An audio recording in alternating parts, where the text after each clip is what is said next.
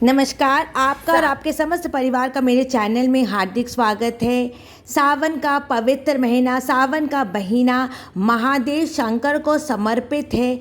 इस सावन के महीने की पहली एकादशी कामिका एकादशी विष्णु जी को समर्पित है, लक्ष्मी जी को समर्पित है। सावन की पहली एकादशी कामिका एकादशी में हम भगवान विष्णु जी के उपेंद्र स्वरूप की पूजा करते हैं। कामिका एकादशी को पवित्र एकादशी भी कहा जाता है। इस एकादशी में विष्णु और लक्ष्मी जी की पूजा करने से आपको सारी मनोकामना पूर्ण होते हैं और सारे मानसिक शारीरिक रोग जितने भी होते हैं सब धुल जाते हैं। मानसिक शारीरिक जितने भी रोग होते हैं ये सब धुल जाते हैं।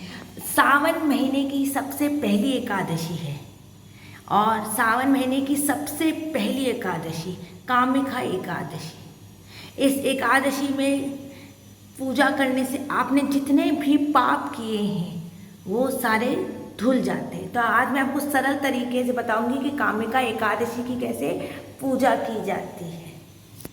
ये कामिका एकादशी में तुलसी का बहुत महत्व है। सावन का महीना है और तुलसी का बहुत ज़्यादा महत्व है। कहते हैं तुलसी को स्पष्ट करने से सारे पाप धुल जाते हैं। और एकादशी हम लोग इसलिए करते हैं कि हमने कोई मानसिक या शारीरिक पाप किया हो, उसके लिए हम अपने पापों को धोने के लिए ये एकादशी करते हैं। तुलसी का बहुत महत्व है एकादशी में। तुलसी कहते हैं बिंदा, तुलसी को स्पर्श करने से ही सारे पाप धुल जाते हैं। अश्वमेध यज्ञ, जितने भी यज्ञ करें, जितने भी पूजा करें, उसमें सबसे ज़्यादा इस एकादशी में भगवान विष्णु को तुलसी चढ़ाने से वो पुण्य लगता है। वो सारे अश्वमेध यज्ञ, सारे हवन सबसे ज़्यादा तुलसी चढ़ाने से होता है। और सावन का महीना है, भगवान का हरा हरा श्रृंगार कीजिए। चंदन लगेगा, घर का पिसा हुआ चंदन, मिट्टी का पात्र सर्वश्रेष्ठ, पुंगी फलम, और ये जो कौड़ी होती है माता का, लक्ष्मी जी का स्वरूप है। उपवास्त्र लगेगा, आप जनेऊ भी चढ़ा सकते हैं, और कंकु लगेगा। तिल मेरे पास नहीं है, अभी हमको बरसात के मौसम में तिल है, और भगवान को दीपक लगेगा। तो हम आज आरंभ कर रहे हैं कामिका एकादशी। कामिका एकादशी की पूजा। पहले हाथ में फूल लेकर संकल्प करेंगे कि आज मैं कामिका एकादशी की पूजा कर रही हूँ। समस्त परिवार जो घर में है और जो घर में नहीं है उन सब का नाम लेकर गोत्र अपना बोल के आप कामिका एकादशी, और ये पुष्प भगवान विष्णु जी के सामने हम रखेंगे। जल का एक पात्र रखेंगे। जल का पात्र रखना बहुत ज़रूरी होता है। जल हमारी पूजा का साक्षी होता है। जल रखने से हमारी सारी पूजा संपूर्ण होती है। सामने एक पुंगी फलम रखेंगे, और उसके बाद हम कामिका एकादशी की जो एकादशी कथा उसके ऊपर भी हम पुष्प रखेंगे। तुलसी बहुत ज़रूरी है। कहते इस दिन तुलसी की पूजा करना, तुलसी को जल चढ़ाना और एकादशी की किताब के प्रति एक कथा करना, तुलसी हाथ में लेकर एकादशी की कथा करने से जो पुण्य मिलेगा, आपके सारे मानसिक और शारीरिक पाप धुल जाएंगे। कथा भी ऐसे है कि किसी क्षत्रिय के हाथ से, जो विष्णु जी का परम भक्त था, एक ब्राह्मण की हत्या हो जाती है उससे। और जब वो ब्राह्मण की हत्या उससे हो जाती है, आपस में झगड़े में उससे एक ब्राह्मण की हत्या हो जाती है। मैं सूक्ष्म में आपको कथा बता रही हूँ। और ब्राह्मण की जब हत्या होती है तो उस पर ब्राह्मण हत्या का पाप लगता है। ब्राह्मण की हत्या का पाप लग जाता है। तब वो विष्णु भगवान की पूजा करता है। तो भगवान कृष्ण ने भीष्म पितामह को बताया था कि सावन के महीने में जो पहली एकादशी आती है कामिका एकादशी, उसकी एकादशी की पूजा करना। पूरे दिन एकादशी के दिन विष्णु जी का जाप पाठ भजन करना, कृष्ण भगवान का जाप पाठ भजन करना, कृष्ण जी के मंत्र बोलने से ब्राह्मण हत्या का भी पाप हट जाता है। और भगवान और मनुष्य के सारे मानसिक शारीरिक दोष, कभी कभी हमारे से मानसिक दोष भी हो जाता है, मानसिक पाप भी हो जाता है। हम कभी कभी कोई मंत्र भी गलत बोल देते हैं, वो पाप भी आपके एकादशी से धुल जाते हैं। घर में जो कलेश होता है वो भी हट जाएगा। कृष्णाय वासुदेव हरे परमात्मने पत्र क्लेश नाशाय गोविंदाय नमो नमः। इस मंत्र का 11 बार जाप कीजिए रोज सुबह शाम। फलाहार करके अगर पूजा पाकर फलाहार, जैसे इस बार 2 व्रत पड़ जाएगा, सावन का सोमवार और एकादशी नहीं होगा आपसे, तो आप सिर्फ जो आपके घर में शुद्ध भोजन, स्वास्थ्य, चावल मत खाइएगा, चावल नहीं खा के भगवान का जाप कीजिए। सुबह फलाहार कर लीजिए, फिर आप अन्न खा लीजिए। कृष्णाय वासुदेवा हरे परमात्मने परत क्लेश नाशाय गोविंदाय नमः। नमो भगवते वासुदेवाय नमः। पहले हम भगवान को चंदन चढ़ाएंगे। भगवान को हम चंदन चढ़ाएंगे पीला।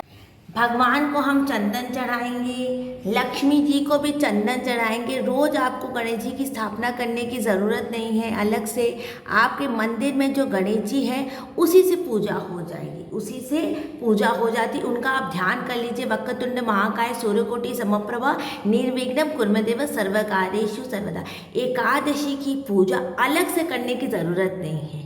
अपने घर के मंदिर में भी आप एकादशी की पूजा कर सकते हैं। भगवान का ध्यान करके आप एकादशी की पूजा कर सकते हैं। माता को सिंदूर चढ़ाएंगे। माँ के ना चरण में सिंदूर नहीं चढ़ता, माँ के मस्तक पे सिंदूर चढ़ता है और उसके बाद चरण में हम कंकु लगाएंगे। अगर तिल है तो आप तिल लगाइए, तिल नहीं है आपके पास तो चावल कृपा करके मत चढ़ाइए। और द्वादशी के दिन आपको दान करना है किसी हरे वस्तु की। पैर में कंकु लगाएंगे भगवान विष्णु जी के। हरी चीज़ों का दान करना है। हरी मूंग की दाल का आप दान कर सकते हैं, हरे फल का आप दान कर सकते हैं, हरे फल का आप दान कर सकते हैं। माँ को लाल जवा का फूल चढ़ाए। लाल फूल चढ़ता है लक्ष्मी जी को, लक्ष्मी जी को लाल फूल चढ़ता है। और तुलसी चढ़ाइए। कहते हैं कि तुलसी के स्पर्श मास से सारे पाप धुल जाते हैं। सावन की एकादशी है, जितनी तुलसी आप चढ़ाइए, ओम नमो भगवते वासुदेव, विष्णु सहस्त्र नाम करके भगवान को हरी हरी तुलसी जो आपसे बनता है वो पाठ करके आप आज तुलसी चढ़ाए। जितनी भी आप तुलसी विष्णु जी को आज चढ़ाएंगे उतना आपको पुण्य लगेगा। सावन का महीना है, सावन के महीने में हरी तुलसी, हरे स्पर्श, जिसको मतलब छूने से आपके सारे पाप धुल जाएंगे। लाल पुष्प माँ को चढ़ता है। सौभाग्यवती है माँ तो माँ को सफ़ेद पुल्ली लाल पुष्प चढ़ता है। और एकादशी की जो कथा है उस पर भी हम पुष्प चढ़ाएंगे, इसकी भी आपको पूजा करनी है। उपवस्त्र में आपका जनोई जोड़ा, जनोई बना, उपवास सर्वश्रेष्ठ उपवास रोज की पूजा है। कृष्ण पक्ष और शुक्ल पक्ष की दोनों पक्ष में एकादशी आती है। जो जिनके पास सामर्थ्य नहीं है उनको मैं कहती हूँ सूक्ष्म से सूक्ष्म तरीके से एकादशी की पूजा कीजिए। सामर्थ्य के लिए पूजा मत छोड़िए। महंगे हर बार 16 श्रृंगार का सामान उपवस्त्र नहीं होता है।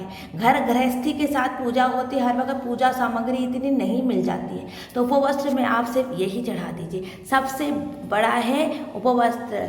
भगवान कहते हैं ना, मैं का पत्र और पुष्प चढ़ाओ तभी मैं खुश हूँ, तो ये उपवस्त्र में सर्वश्रेष्ठ होगा। अब हम भगवान को देखिए, मैंने एक ही उपवस्त्र भगवान को चढ़ा दिया है। अब उसके बाद भगवान को हम पुंगी फलम चढ़ाएंगे। भगवान को हम पुंगी फलम चढ़ाएंगे। भगवान को आप कोई हरा वस्तु चढ़ाइए। हरे सावन का महीना, अगर आपका बहुत अगर सामर्थ्य तो पिस्ता बादाम भी चढ़ा सकते हैं भगवान को। हरा कोई चीज़ चढ़ाइए।